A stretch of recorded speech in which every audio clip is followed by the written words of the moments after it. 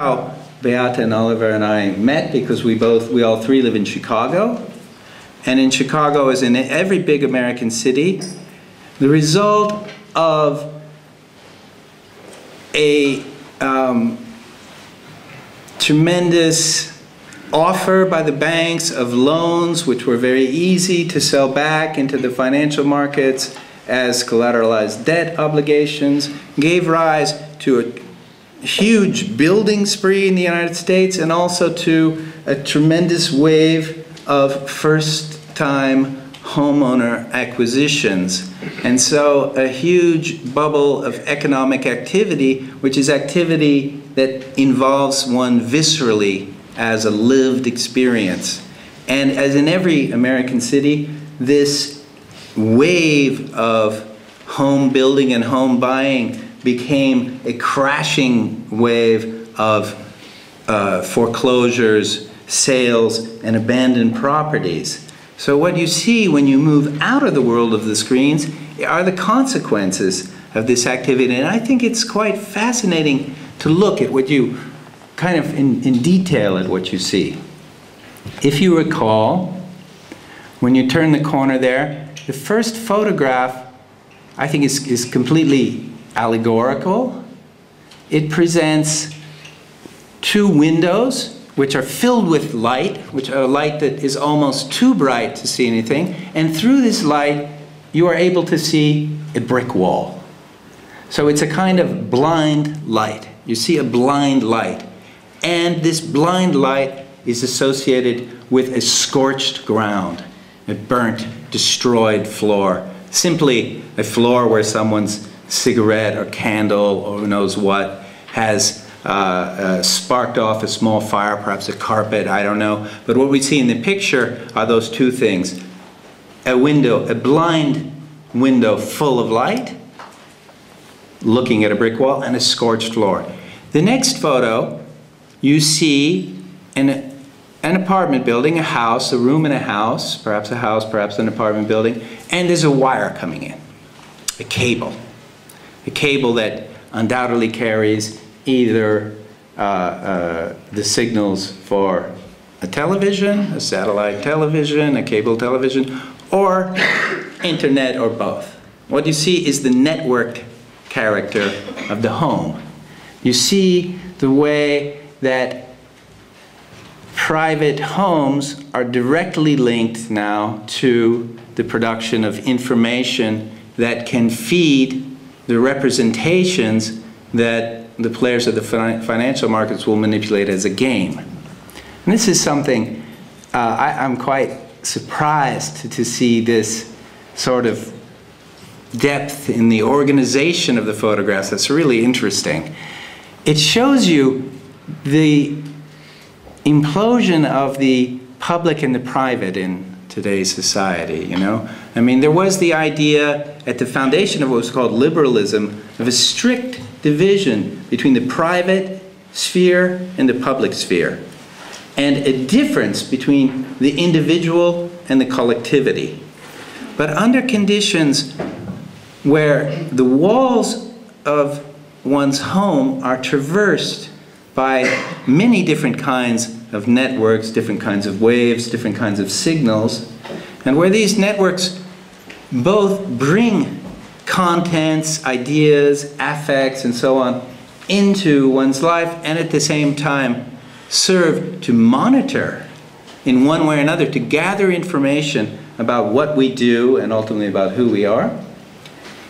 That distinction clearly begins to be compressed and even to a certain degree to disappear. So I think that's fundamental to observe, because if you don't observe it, you can't really understand how it is that so much of the collective nervous system could be concentrated in the eyes and in the brains and in the hands of so few people. I mean, there are millions of players in the global financial network, but we are, of course, billions of people on planet Earth, and those millions of players are actually a very small number compared to who we are. And yet, we are all part of this fluctuating world of signals, and in that sense, this makes up our time. And the exhibition is showing us our time in the figure of its lived contradiction. It's lived contradiction, which in this case means losing your home, transforming who you are as the result of processes which so far are quite out of your own control and mostly out of your own apprehension, your own capacity to see. And that goes on, so that at a certain point in the show, as you continue walking down the wall, you start to see rooms which are at once empty, which have clearly been voided, which have been left behind by their owners, and where the rules of ownership no longer apply. These are homes which have been foreclosed by a bank and which are temporarily owned by the bank. You see that these rooms also are inhabited, that these empty rooms are lived in. And there's one where you see, strangely and inexplicably, a pile of used tires. So an industrial artifact which is stored right next to the bed on which someone is apparently sleeping. And another one you see very clearly that people are living there. You see their things. You see a TV that's lit. You see, strangely enough, with no other food around, you see some baking soda. It's possible that this is a laboratory where people make crack cocaine. You're in Chicago. You're in the suburbs of Chicago. You've moved from the towers downtown, the elite global city of Chicago, which gleams and which is covered with mirrored surface.